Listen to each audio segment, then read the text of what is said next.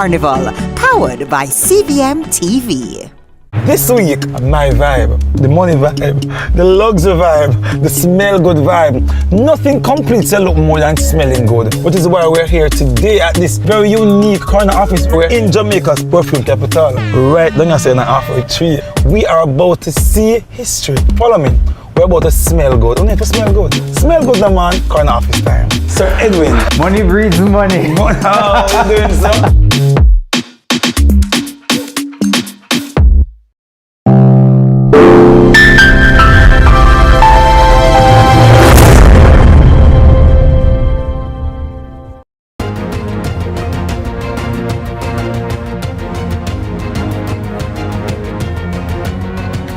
So what was the reason for the U.S. Secretary of State, Marco Rubio, flying all the way out from Washington, D.C. to Kingston, Jamaica, to meet with Prime Minister Dr. Andrew Holness, members of, well, the leaders of Barbados and Trinidad and Tobago? Is it as advertised by the U.S. State Department, or is there a broader reason for this visit? What could have been achieved by the exchange of diplomatic notes or the usual correspondence that Rubio had to subsume to his presence here in Jamaica? I'll have this conversation this evening on Lead Story with a lady and a gentleman who are eruditely placed to articulate some strong opinions. This is Lead Story. Let's start the show.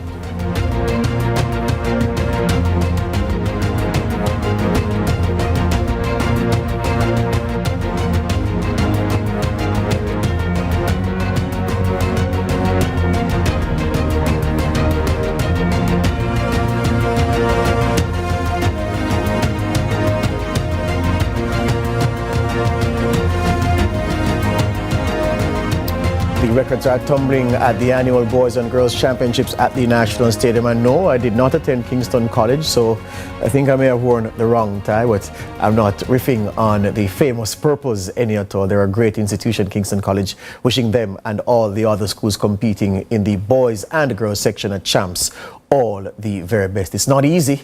Remember, I went there as a 15-year-old and the crowd was very intimidating, and you have to be made of stern stuff to compete and compete successfully at an event like Champs. It's the making of a man and a woman, not just in athletics, but in anything you're going to do in your life later on. But that's not the subject of Lead Story this evening. We're talking about the visit by the U.S. Secretary of State to Kingston, Jamaica, to meet with the Prime Minister of Jamaica, Andrew Holness. He also met with the leaders of Barbados and Trinidad and Tobago, and is having meetings with other CARICOM leaders and other leaders in the Caribbean before he returns to Washington, D.C.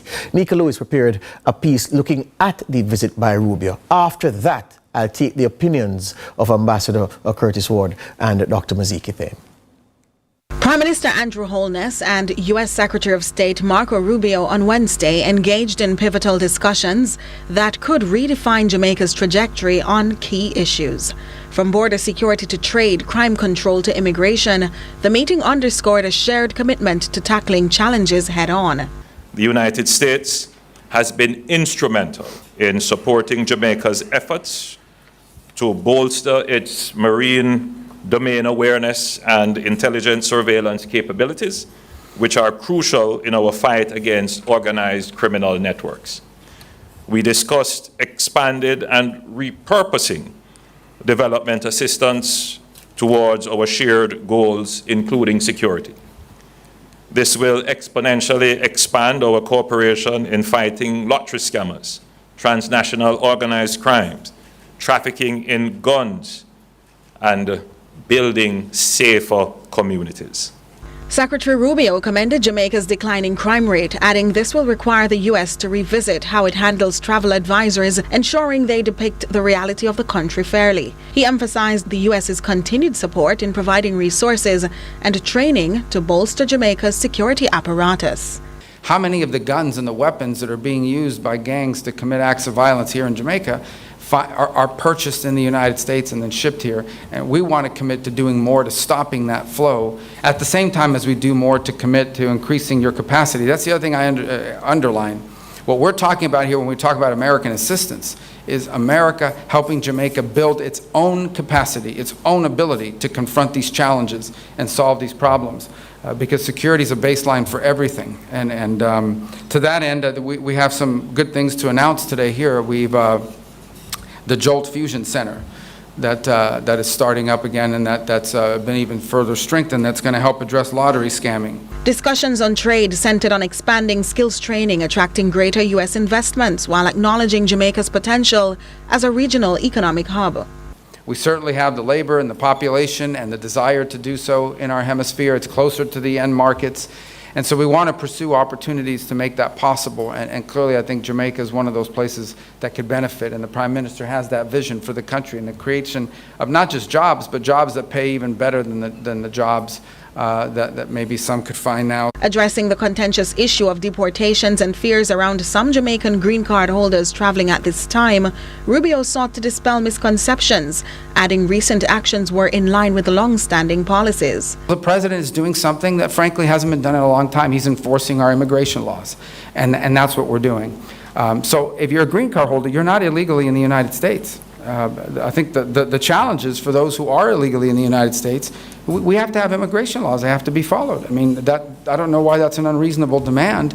And frankly, I mean, Jamaica is not a major source of illegal migration, to be frank. It's not even in the top 10 or top 20, for that matter, I don't think. Meanwhile, talks also emerged about the political turmoil impacting Haiti. We agreed that we must do everything we can to stabilize the security situation in Haiti so that they are better able to build capacity and address their political and humanitarian challenges. The discussions concluded with talks of more regional travels and meetings later Wednesday with Caribbean leaders, including Barbados Prime Minister Mia Mottley and Trinidad and Tobago's newly minted Prime Minister Stuart Young. All right, thank you, Nika. After the break, my guests.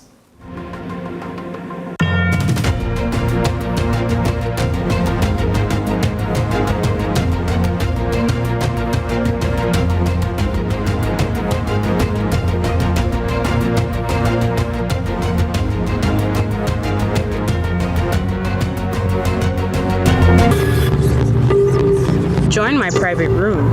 Only $1,000 for a grand time. That I know me. We never said that. But who going to believe me? That is correct. $4,350,000. Yes, go ahead. $4 million? I never approved that. Yes, me I go doctor tomorrow. So me have to get the money today, no longer. Then no me face that. We never make no record or beg nobody no money. Deepfakes are AI-generated images and videos made to look and sound like people we know and trust. They're used to spread misinformation, destroy reputations, and are used to commit fraud and scams. Don't fall victim to deepfakes. Protect yourself. For more information, visit broadcastingcommission.org or scan the QR code on screen. It's that time of year again to shop amazing deals at Maxi Kingston's annual spring sale. Shop now and save up to 80% off store-wide on clothing, shoes, home decor, and accessories. Shop with us from March 24th to the 29th at our Springs Plaza or Red Hills Road location. See you soon. Conditions apply. Every child deserves a home filled with love. When hope meets heart, a new journey begins. Welcome home, David. Welcome, David.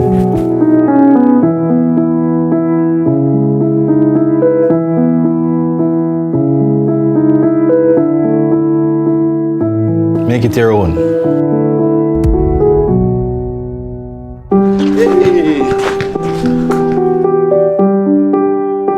Family is built on moments shared. Go, David, yes! Every smile and every shared moment connects us with a brighter future. Here, you're not just welcomed, you're family. Foster hope, foster love, foster a child today. Contact the CPFSA for more information.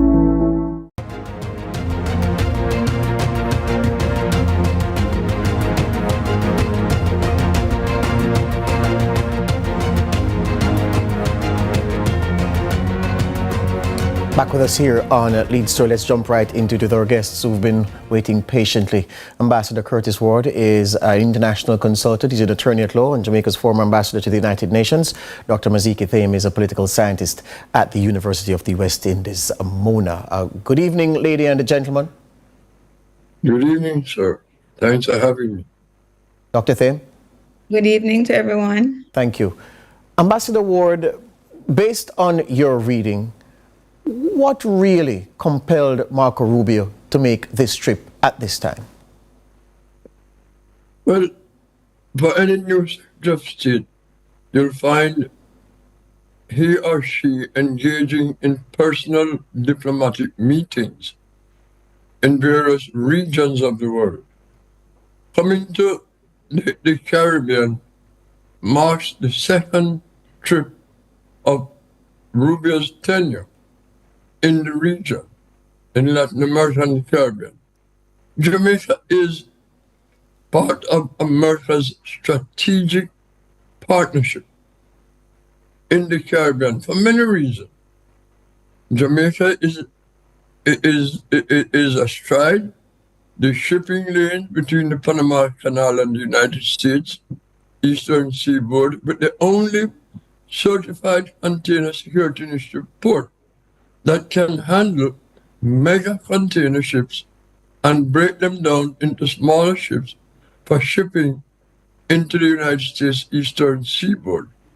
Jamaica also has been known in the past, at least, as a leader within CARICOM on foreign policy. I wouldn't go so far as to say that it is at the current time, but that these are realities. Jamaica is the largest English-speaking Caribbean island. The maritime space is used for drug trafficking from South America to North America and elsewhere. Jamaica has the large bunch of immigrants living in the United States, as many as 3 million of Jamaican heritage, and of course, some 3 million Americans visit Jamaica every year. There are every reason why Jamaica would be the center of U.S. policy in the region. There are mutual security interests, and that is a driving element of this whole policy and the reason for the visit. A lot of eyebrows were raised, Ambassador Ward, reading the piece that you participated in that was published by the Gleaner, when you appear to suggest that the U.S. wanted to make some demands of CARICOM's leading lights, of which Jamaica is one, that it would be best if he came, looked the CARICOM leaders in the eye, and made those demands as the U.S. looks to shape its foreign policy in this second coming of Donald Trump. Can you speak a little bit more on that for me, please? Well, one of the things we must all realize is while there is a joint press conference by the Prime Minister and the Secretary of State, not everything discussed in the meetings, personally, one-on-one, will be spoken of during the press conference. Just to give you an example, China was, by all indications, on the agenda. China's economic engagement in Jamaica and elsewhere in the region.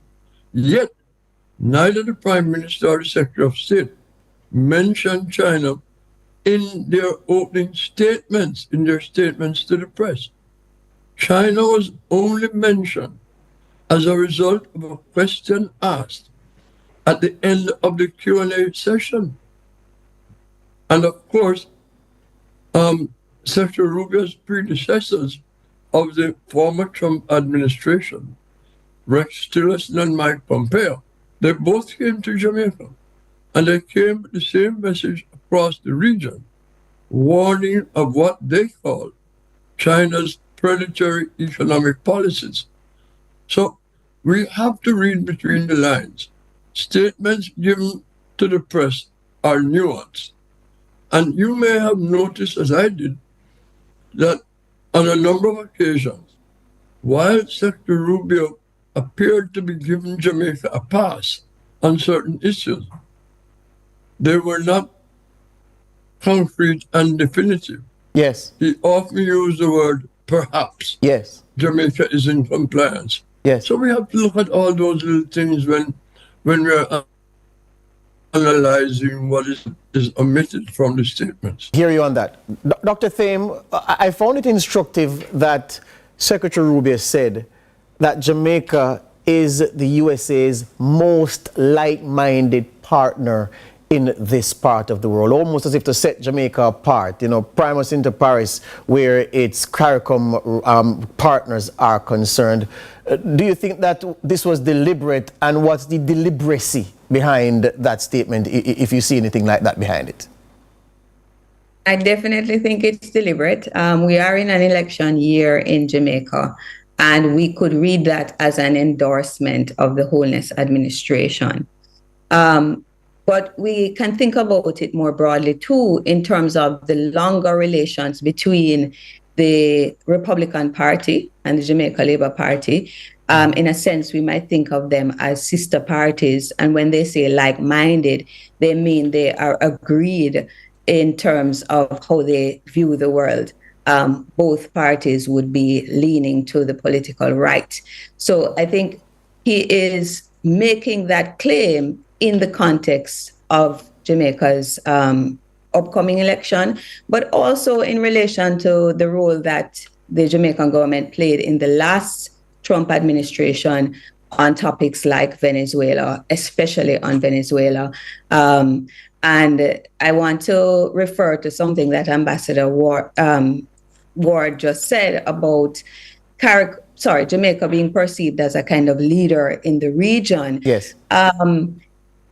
It is not necessarily that at this particular moment, because Jamaica is thinking of itself more along the lines of its proximity to the United States rather than as a regionalist. And in that frame, I'm not sure how much Jamaica can sway other governments in the region. I think the Trump administration sees it in that light as having some power to influence others, but that is not its position in the region currently. Hear you on that. Hold the line. I'm going to come back to you after this break. Ambassador Ward, Dr. Thame with me as we discuss the significance of Marco Rubio's visit. More on Lead Story after this.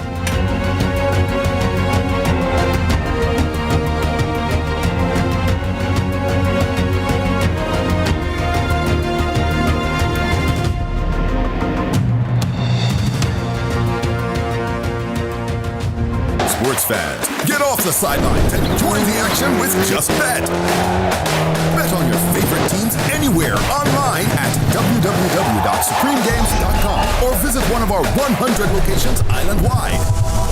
With enough games and the best odds, you can win big with Just Bet. Be a part of the game. Feel the thrill of winning. Join the action with Just Bet. Must be 18 years old to bet. Game responsibly. Recycling partners of Jamaica, yeah, we got to make a change, and we have to do it now, can't wait for later. We put plastic in its place, and we all can agree that will be safer than in the gullies and in the drains. Recycling partners of Jamaica, we put plastic in its place, yeah, the place have to clean. PET, that up polyethylene, HDPE, buckle up, get screen. Baby to granny, everybody roping, yeah, we got to go green, you know what I mean. See the sign from the bin, if you drop it in through car window, you flick, that another thing. And we don't want no garbage in this game. No, we handle it up, bug them are not the same. So listen up, Jamaica, I'm saying it's time to make a change. Recycling partners of Jamaica, we put plastic in its place, and we all can agree that we'll be safer than in the gullies in the every rains. Recycling partners of Jamaica, we put plastic in its place. For all your electrical needs, visit ABC Electrical Sales. We've got everything, stocking top brands like CNCs, Philips, and Allen Bradley. We guarantee quality and reliability. Shop with us and save with even free island-wide delivery. Conditions apply. Visit us at Shop 8 Hagley Park Plaza, Kingston 10. Call 876-754-3714-5 or 876-754-3825-8. ABC Electrical Sales, for a better choice in electrical business.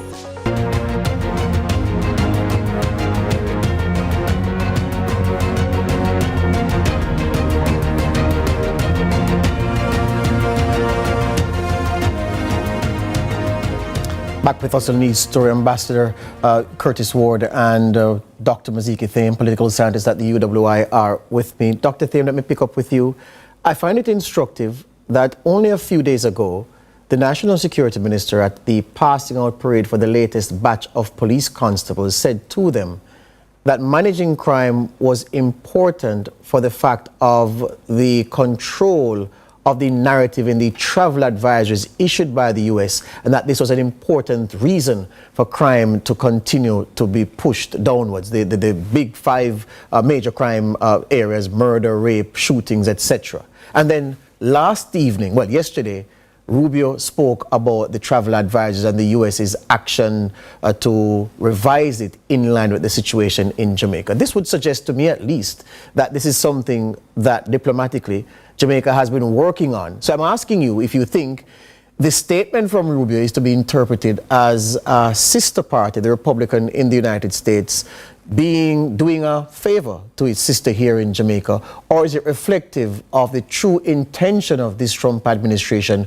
to revise down the rhetoric in these travel advisories to reflect what's happening in Jamaica? No, I definitely read it as them, giving the government a thumbs up.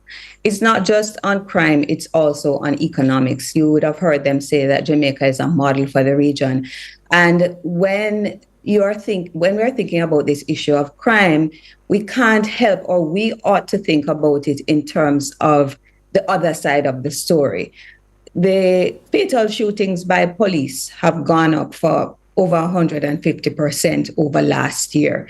I think the number last year up to March 22 was something like 30, and this year it was 74. The US government doesn't have an interest in that.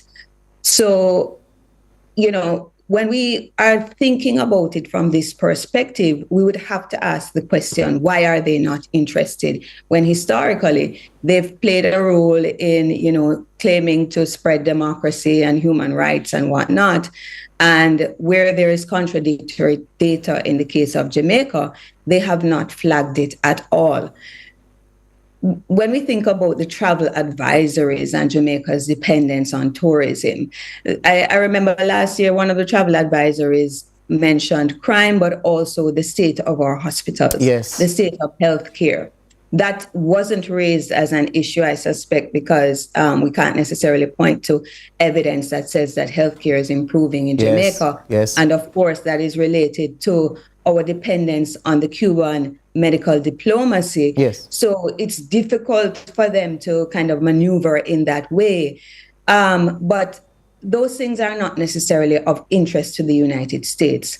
One of the major issues that has been important to Jamaica and the Caribbean at large is the movement of guns into the region from the United States. They have not necessarily taken any positions historically that would have improved the border control as it relates to flow of weapons here. I noticed Rubio made some remarks in that vein, and certainly it would be a major boost to the region if that were to happen. I'm not sure to what extent we are negotiating or even are able to negotiate from a position of power as it relates to that. Yes. The U.S. defense industry is important to them. Freedom around guns is important to them. Yes. Or the movement of guns. Ambassador Ward, the CARICOM says it's serious about helping to resolve the security situation in Haiti. And Jamaica, of course, plays a leading role, providing Bruce Golding as part of the eminent group of persons who are trying to help the Transitional Council to get things in order politically, for that to then percolate into better relations and a better situation in other parts of the Haitian society and economy. Do you get the sense that Holness would have used the occasion to nudge Rubio into having the United States play a more prominent role in helping CARICOM to resolve that situation in Haiti? Well, he would be guilty of misfeasance if he had. The reports that we have been receiving is that the U.S. under the Trump administration is backing off on assistance for Haiti.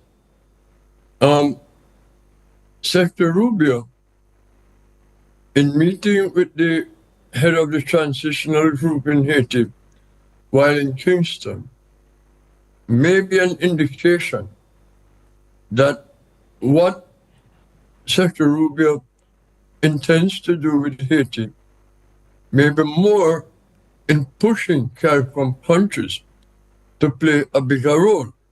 I noticed that the Prime Minister said that the Haitian National Police needs X, Y, and Z to be more effective in controlling the gangs. But he didn't say that Jamaica could provide that. So he was alluding to help from the United States, not just to help CARICOM countries to help Haiti, but for the United States itself to have an integral role in increasing its assistance to Haiti. Now, what form that assistance takes will be anybody's guess. But it must happen in order for Haiti to extricate itself from the problems that challenge that country. Yeah. And yes, CARICOM countries, Jamaica included, can probably do more. Yes. But I don't see them being able to do so without the necessary resources and the backing of the United States. Hear you on that. And of course, if you ask the Europeans, it appears as if the U.S. foreign policy is that the countries in specific regions of the world should do more to solve their own problems rather than sit and expect that the U.S. will put boots on the ground and resources into shoring up and fixing problems in their parts of the world. That's all the time I have. I'm unfortunately, Ambassador Ward, thank you very much as usual. Dr. Thames, it's a pleasure as well. Thank you for sharing your time this evening. It's my pleasure. Excellent. Thank you. All right. I make way now for Nika Lewis with the news at 7.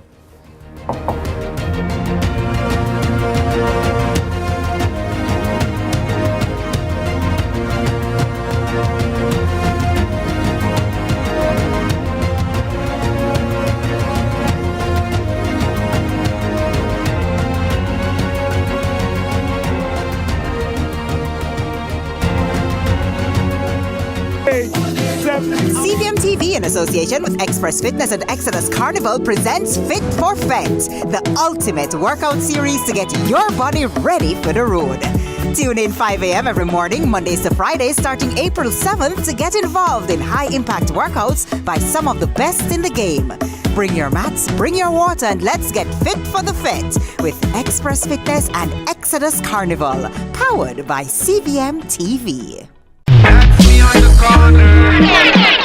Driver, 95 miles per hour, you are doing a 60 mile per hour zone.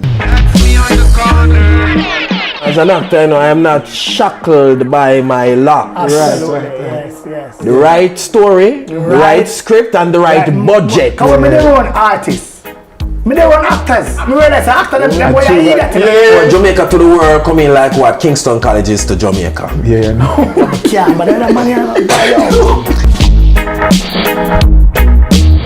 we in at the barbershop, so we have a reason. Yes, sir. There was a big talk on the road. Edward Williams at a new time, Saturdays at 8 p.m. on CVM TV. So much more than entertainment. This week, my vibe, the money vibe, the luxury vibe, the smell good vibe. Nothing completes a look more than smelling good, which is why we're here today at this very unique corner office. We're in Jamaica's perfume capital, right down here in Alpha Tree. We are about to see history. Follow me. We're about to smell good. Only to smell good. Smell good, the man. Corner office time. Sir Edwin. Money breeds money. How are you doing, sir? You can open a Sagicor Bank savings account from anywhere. Go online and open yours today.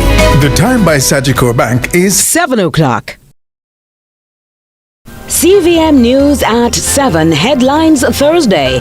Brought to you by Guardian Life. Live secure. Live easy.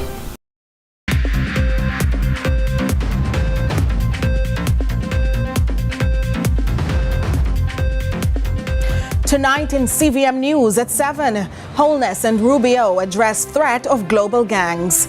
A proposed 25% tariff on countries buying Venezuelan oil. What does it mean for the region? Housing shortages impact staffing at rural hospitals. And inquiry this, protect yourself from fraudulent land deals.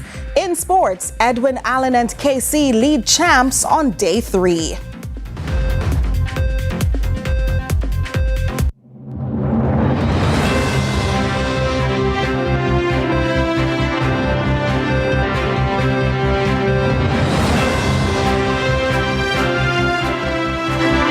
News at 7 Headlines Thursday, brought to you by Guardian Life. Live secure, live easy. This week, my vibe, the money vibe, the luxury vibe, the smell good vibe. Nothing completes a look more than smelling good, which is why we're here today at this very unique corner office. We're in Jamaica's perfume capital, right down here in Alfred Tree. We are about to see history. Follow me. We're about to smell good. Don't need to smell good. Smell good, the man. Corner office time. Sir Edwin. Money breeds money. How are you doing, sir?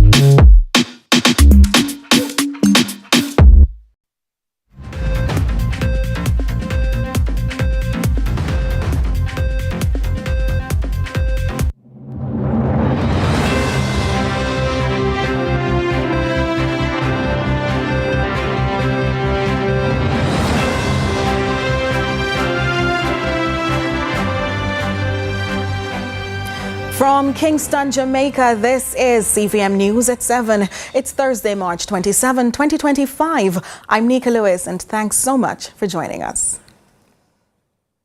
As the Ministry of Health and Wellness works to address and resolve the various issues plaguing the sector, there is a possibility of more being added.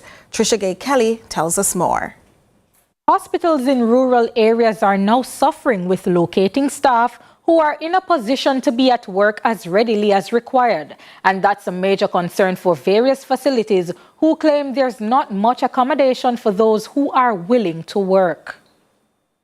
Like many other hospitals island-wide, the St. Anne's Bay Regional Hospital is seeking assistance with staffing. This, they believe, is the result of greater public demand, which leads to an expansion. An expansion, however, requires additional staff. We are actually, the HR department is presently recruiting to fill these posts.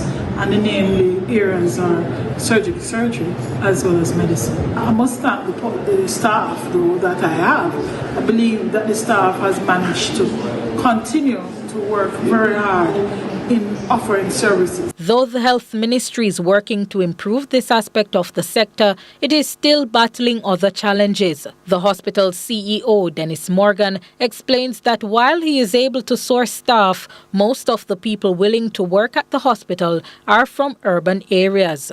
We found that one of the barriers to that is affordable housing.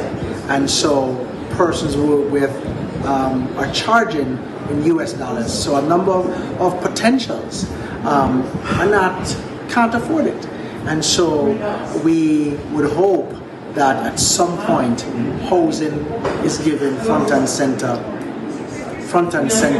priority. Consequently, the current staff is working under immense pressure. Opposition spokesperson on health, Dr. Alfred Dawes, suggests an infrastructure revision. The hospital is really too small now with the expansion of the population around it, as well as the aging population where we're seeing more chronic diseases. In addition to that, the trauma burden has increased with the number of cars on the road and more highways being developed around the hospital itself. So it is no doubt that the staff would be currently suffering from higher rates of burnout because of the chronic shortages in staff, and that workload is left only on the staff that is currently here. But with the current challenges at the hospital and elsewhere, there's no certainty how the matter will be addressed. Trishagaye Kelly, CVM News. Thanks so much. Trishagaye is in studio. But Trishagaye, what is triggering this deficiency? So first and foremost, he's saying it's not a staff issue, that's the CEO. He's saying it's more of the qualified people who are willing to come and do the work, they're unable to stay there because it's in St. Ann. And as you know, St. Ann is tourism focused. And so the prices are a little bit different there. And they're claiming that rent is high. So most of the doctors do not want to come there. And so that's the issue they're having now because they're expanding. But of course, if you expand, you're going to need more doctors on staff. Understood. I suppose that we will be tracking that more to see what else can be done. Yes. Thank you so much, Trishagaye Kelly. So major crimes are on the decline in St. James, giving residents a renewed sense of hope. But while crime-fighting efforts are yielding results, authorities warn the battle isn't over, with dangerous confrontations and wanted criminals still a major concern. Shante McNeil reports. As the first quarter comes to a close, the St. James Police are reporting a major breakthrough. Murders in the parish have plunged by nearly 2/3, a 63.9% drop compared to the same period last year. Commanding Officer Aaron Samuels credits the success to strategic crime-fighting measures and vows to keep the momentum going. We have 26 less murders compared to last year. We have 13 murders since the start of the year, most of which have been domestic or interpersonal in nature. We are happy with the work being done so far as it relates to operation and as it relates also to crime, as we are seeing where quite a bit of these murders have been cleared and the crime the crime that is taking place in the division is not one that, you know, we are seeing a lot of gang activities surrounding. It's all thanks to crime-fighting strategies the force has put in place. However, despite 24-hour operations driving down gang activities, confrontations with criminals remain a concern. We have various strategies that we have employed, focusing primarily on these gangs operating in the respective communities. And as such, we have recovered several weapons and we have taken a lot of them in custody. It's not our intention to have any confrontation, but unfortunately a few have chosen to challenge us when we go to apprehend them. DSP Linroy Edwards urges citizens to work with the police to help prevent deadly encounters. The other appeal came from crime officer DSP Michael Moore, who called on the parish's top 6 most wanted men to turn themselves in. They are Tevin Lawson, otherwise called Brookham, of a Salem address, wanted for murder and shooting. Shaquille Brown, of a William Street address, also wanted for murder and shooting. Amoy Largy, otherwise called Not Nice, from a Top Hill Mount Carey address, is wanted for murder. Keston Bertrand, also known as Cass, Trini, or Pablo, often frequents the Hampton district and is wanted for murder. Shane Morgan, otherwise called OK, is wanted for murder and is from a King Street address. Daniel Turner is wanted for incest charges and is of a Upper King Street address. We'll be pursuing these persons who we deem to be responsible for violent and serious crimes in St. James. Persons who may be associated with them, family members, friends, to advise them to get an attorney and come into the police and face their day in court. As the fight against crime continues, DSP Samuel says community policing will be a major focus in keeping the downward trend going. If you can remember, there were times when we had no events in Flanker. Now, based on the community mobilization that we have, we are able to meet with them. We are able to lay out our rules and regulations as it relates to the law, the Noise Abatement Act, how we want them to operate, and now they are able to keep their events in Flanker. And Flanker is seeing a great turnaround because of the interaction that we are having as a police force. Shante McNeil, CVM News. The family of Jason Neal, a businessman who was found dead at his home almost 7 years ago, received good news in the coroner's court today. The family can finally gain closure following the jury's verdict, which rejects claims that suicide was at play. Trishagaye Kelly has the details. A 7-member jury returned an open verdict on Thursday in the coroner's court in the case of 33-year-old Mandeville businessman Jason Neal. He died at hospital from a gunshot wound he sustained at his home in 2018. At the time, his wife heard an explosion and went looking. She reportedly found him lying beside his firearm in the bathroom. Initially, public speculations of suicide surfaced. However, the family's attorney, Christopher Honeywell, says Thursday's proceeding has ruled that out. The evidence, the physical evidence that was raised by the policemen in particular, would have indicated that the verdict we submit should have been definitively suicide. However, the jury, in their estimation, felt that they did not see enough evidence that would convince them that it was either suicide or homicide. A verdict that has left Neal's family relieved and thankful. My son's name was vindicated, and I'm glad we went this route to clear his name. So we can no longer say it was suicide. It was rough, but we accept it. We accept the open decision by the court. We accept it. Despite this conclusion, however, the judge has ruled that if new evidence surfaces, the case could possibly be reopened. That is the rule of the law. And in matters of this nature, you know that there is no statute of limitation on any kind of criminal process. So were evidence to emerge, then surely the matter could be reconvened. Nevertheless, Attorney Honeywell does not believe there's anything new that could surface to undo the decision. He says it's a positive outcome for the family. Well, the matter has been painful to the family. They've been in many ways castigated in the public domain. They have, however, turned up in court and they have given their account of what they did on the day. We wish that this can give them some closure, however, that the matter has been vindicated in court. A jury of their peers have deliberated on it, and we're certain, therefore, that no fingers are being pointed at them in terms of what they did or might not have done, despite what some of the comments in the public domain might have been. Jason Neal was a proprietor in Neal Auto on Ward Avenue in Mandeville. Trishagaye Kelly, CVM News. There's more CVM News at 7 in just a moment.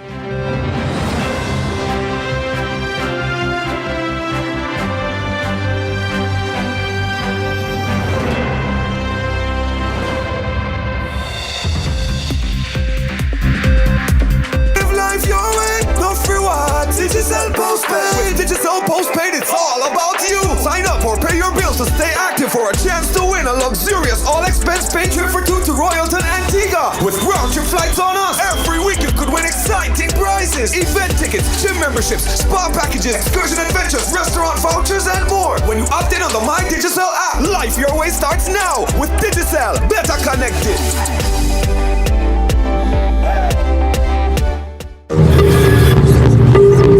Join my private room. Only $1,000 for a grand time. That I know me. We never said that. But who going believe me? That is correct. $4,350,000. Yes, go ahead. $4 million? I never approved that. Yes, me go doctor tomorrow. So me have to get the money today, no longer. Then no me face that. We never make no record or beg nobody no money. Deepfakes are AI-generated images and videos made to look and sound like people we know and trust. They're used to spread misinformation, destroy reputations, and are used to commit fraud and scams. Don't fall victim to deepfakes. Protect yourself. For more information, visit broadcastingcommission.org or scan the QR code on screen.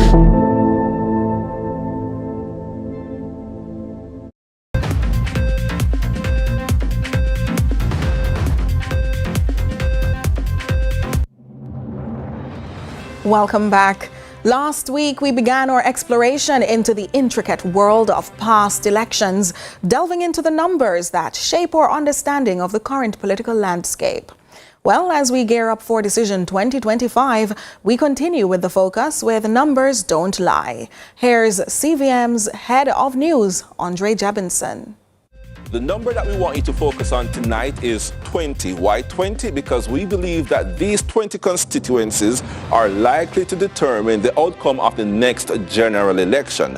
How did we arrive at the 20 on the list? What we did was we took the election results from 2011, 2016 and 2020, averaged the differences between the Jamaica Labour Party and the People's National Party. That's how we ended up with 17 of the constituencies on the list. The other 3 were determined by the 2024 local government elections. We looked at the constituencies that were determined by 4 percentage points or less. St. Thomas Western, 5 straight wins for James Robertson, most of them very close. St. Thomas Eastern, Michelle Charles is the MP there. She sent 6-star General Fenton Ferguson into retirement.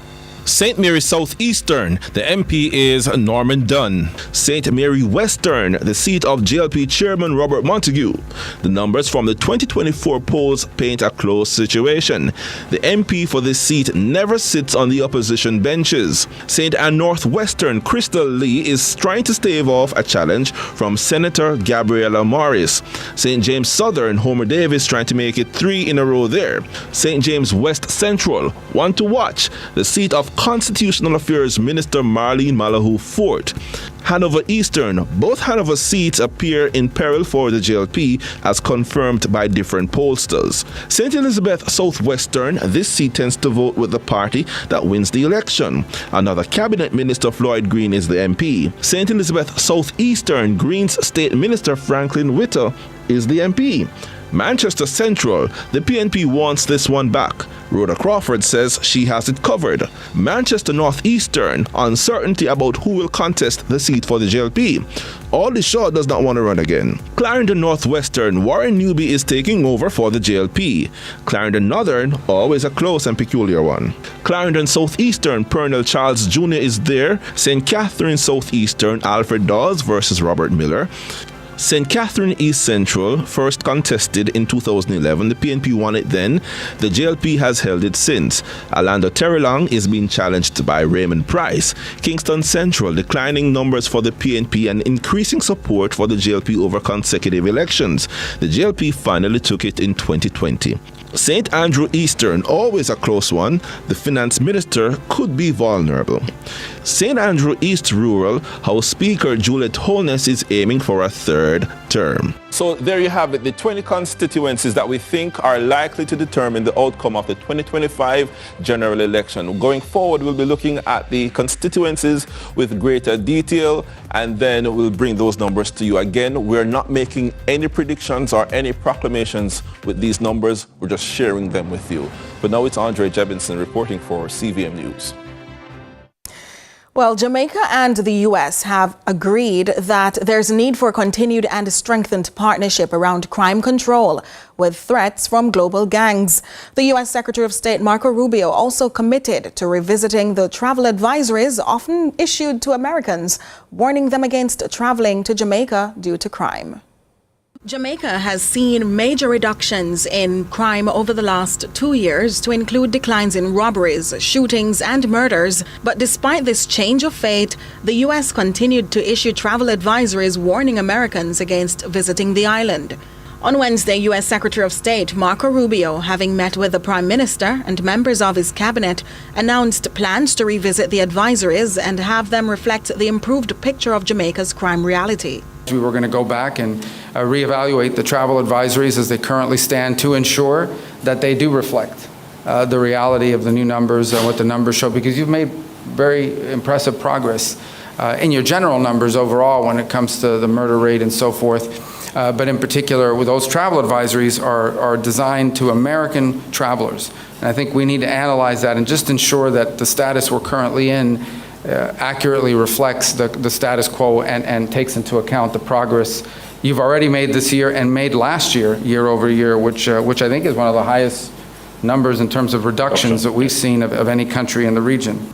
Both countries accepted the need for concentrated efforts and resources to tackle the common threat of global gangs and crippling transnational crime. We have to talk about security, and I think that the Prime Minister has phrased it in a way that I think is very beneficial, and that is, he used the term global war on gangs. Maybe we'll find some other phraseology in the United States to describe it, but we're talking about the same problem.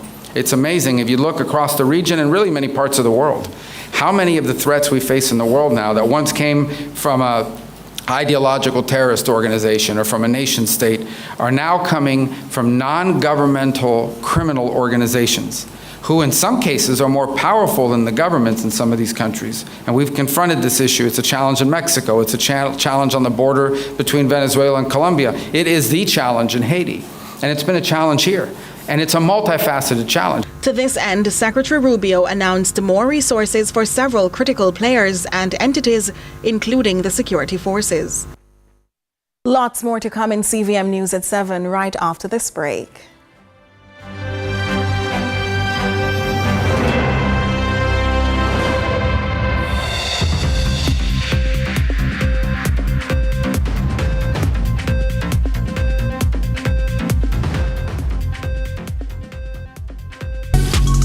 Pepperoni, Hawaiian, chicken chunks, vegetarian. There's no pressure to choose with Pizza Hut's amazing 4. You get 4 juicy flavors with one less choice to make. Pizza Hut, now that's delivery. That's me on the corner. Driver, 95 miles per hour, you're doing a 60 mile per hour zone. That's me on the corner. As an actor, I am not shackled by my locks. Yes.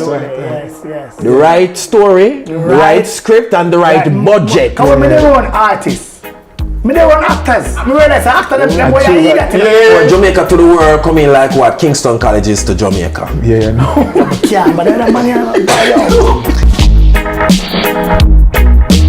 know, we in the barbershop, so we have a reason. Yes, sir. There was a big talk on the road. Yeah, man. Why Sheldon Shepherd not get Bob Marley Road? The Cut, brought to you by Flow.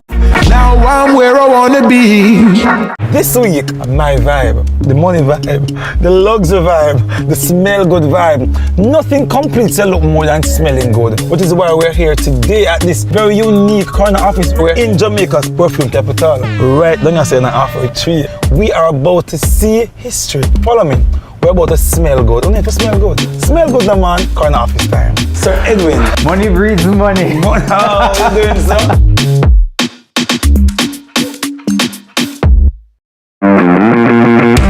Sports should be fun.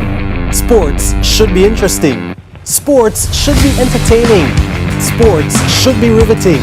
This is CVM Sports. I'm Jordan Fort.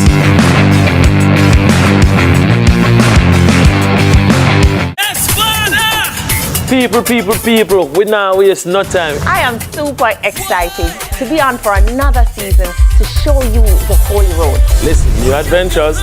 Slim, get fluffy. That's cool. We're not going out, you know. Things are only getting hotter and hotter this season. Click, Paul. That must tell you something. There's a great story happening just in our backyard. We are on the Holy Road again.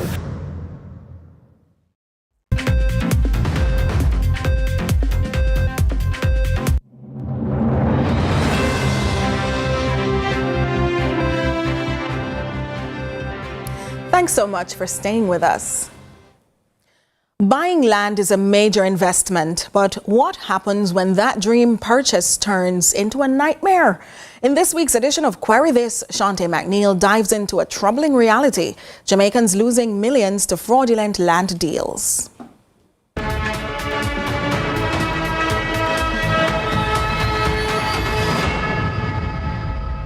Query this. You're young, ambitious, and ready to take a big step in life. You find what seems like the perfect plot of land, and the seller, someone you trust. No lawyers, no title checks, just a handshake deal. Fast forward a few months, your dream home is under construction, and then disaster. The National Land Agency informs you that the land isn't legally yours, neither was it the vendor's. In fact, it belongs to the government. No compensation, no second chances. How would you handle this situation? They would have to give me the title for that piece of land or refund my money 100%. In the first place, I would buy a land without me have confirmity, say a fee land. See? And when you buy land, you have to have title and you have to have your papers for your land. So I'd try to go for a sue firm and find the person who sell me, but however, the government would have to show me proof that the land is government land before I even move.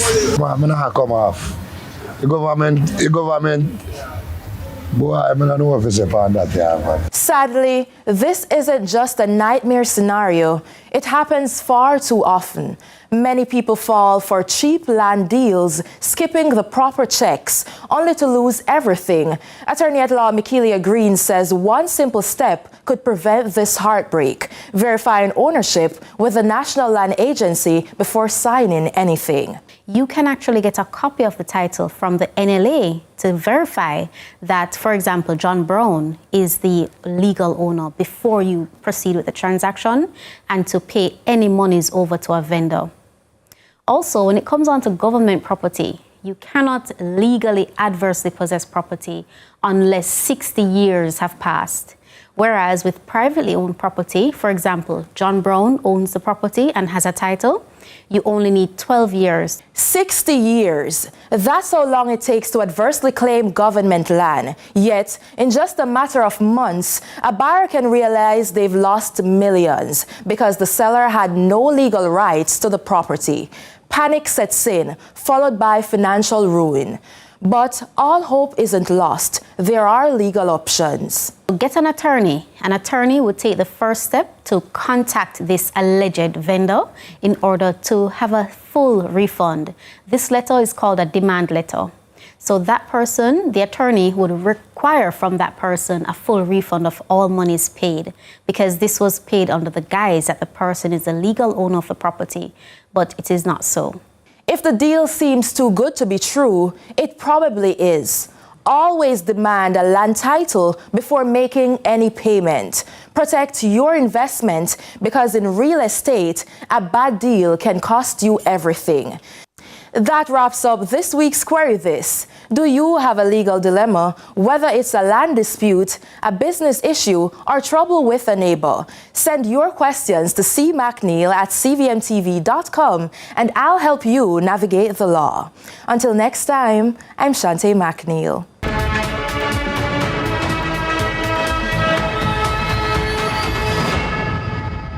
Well, I've got a question for Ronaldo Adams. What do we have to look forward to in sports? Well, Nika, we have a lot as usual. So we're almost at the end of day 3 of competition at the Issa Grace Kennedy Boys and Girls Championships. And of course, there are the usual suspects at the top of both tables. Kingston College on the boys' side and Edwin Allen on the girls' side. We will also recap action from the Jamaica Premier League, as there was a shocker today. I won't tell you just yet. You have to wait for sports to see it. I was going to ask. No, not just yet, not just yet. And one more. I'm going to ask a question. Is it time for Warner Brown to be named the starting striker for the Reggae Boys? We look forward to that for sports. All right, there you have it. Question and answer segment complete. CVM News at 7 continues right after this break.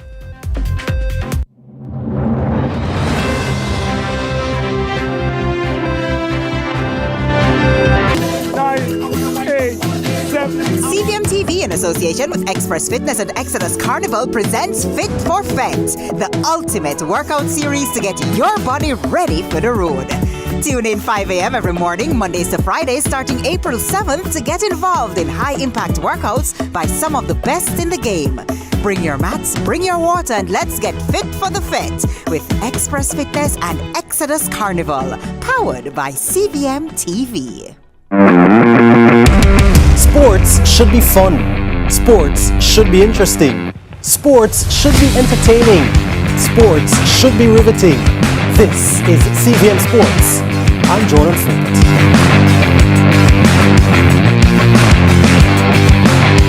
Brunswick boneless sardines, perfect for snacking, on a cracker, on its own. Snacking made easy, snacking made healthy, snacking made tasty.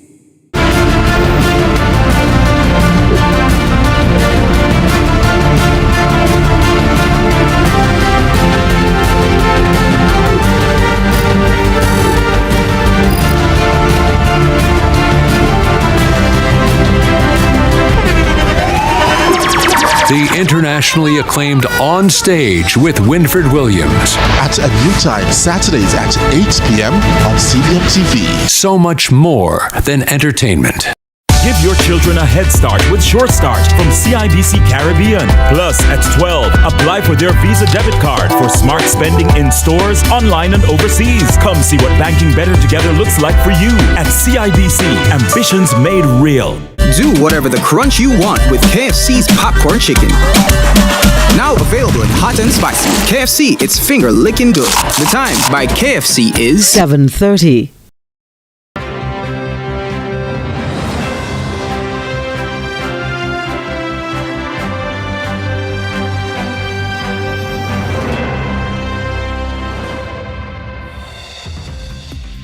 Thanks so much for staying with us. It's now time for the Business Report with Joel Crosskill.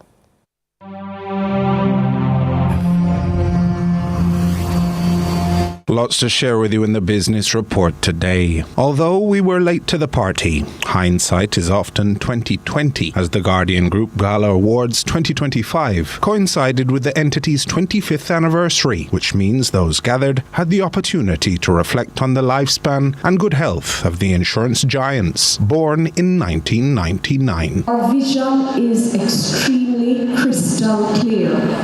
It is to be the most trusted and customer-centric life insurance company in Jamaica, empowering individuals and businesses to achieve their dreams and secure their futures. It is to be the employer of choice, offering a positive, engaging culture, competitive compensation, supportive work policies, strong leadership and transparent communication. Finally, and by no means least, it is to be known for ethical practices and social responsibility. Megan Miller-Brown, president of Guardian Life Limited, provided additional guidance along the journey in ensuring the fundamental principles of the Guardian Group, the largest financial planning and insurance group in the English and Dutch Caribbean, are consistently nurtured across its various operations.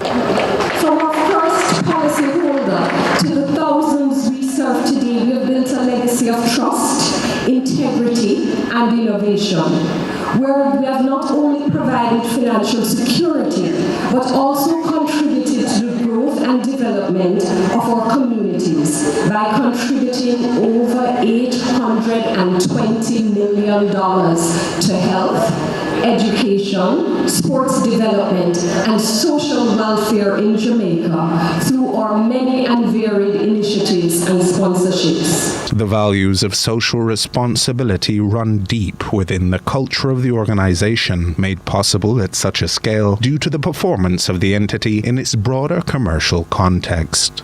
Over the past 25 years, we have grown from a new entrant to a trusted leader in Jamaica's life insurance industry. And in our first 15 months of operation, Guardian Life Limited achieved profits of $464 million with an asset base of about $9.6 billion. We have weathered challenges, embraced opportunities, ensured financial strength, and remained steadfast in our mission to protect and empower families and businesses across this beautiful island. At the end of 2024, we achieved net profits of $8.83 billion with an asset base of $164 billion and a return on capital employed of 20%. Though the journey to this point in time was not without peril, with a mention of debt exchanges, economic shifts, global crises, and a pandemic along the way, Miller-Brown assures confidence in the future, and Jamaica remains unwavering. We have faced moments that have tested our mettle, but it is during these times that we have shown our true strength, our ability to adapt, innovate, capitalize on opportunities, manage risk, and show up for our clients when they needed us most. This resilience is what sets us apart, and it is what will continue to guide us in the years to come. As we look ahead to the future, It is clear that the world is changing rapidly. Don't you agree? And so are the needs of our clients.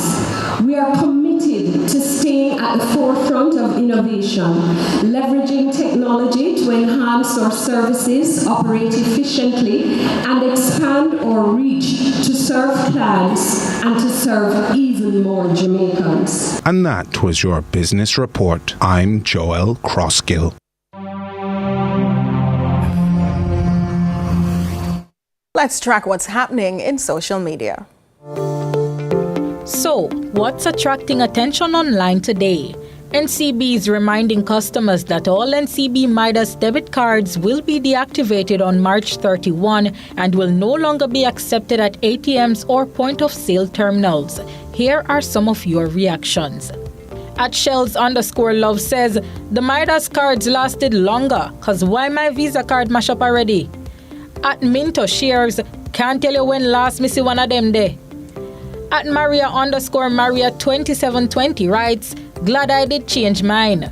At Real Genocide adds, no say me like them there cause them can't tap. At Brandonesia comments, oh no, I wasn't ready to change mine. At Tico Bomb 25 posts, about 2 years now NCB are telling you this, so why wait till last minute? And that's what's trending in our online community. Continue to share your thoughts with us on X